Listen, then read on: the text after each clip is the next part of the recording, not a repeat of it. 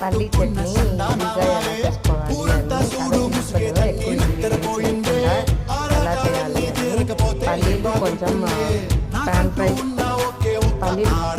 చేసిన తర్వాత అందులో ఎండుమిరపకాయలు పచ్చిమిరపకాయలతో చేసి చట్నీ ఎండుమిరపకాయలు చేస్తాము. అందులోనే కొంచెం జీలకర్ర, శనగపండు, ఉప్పు, కల్లుప్పు తీసుకున్నాను.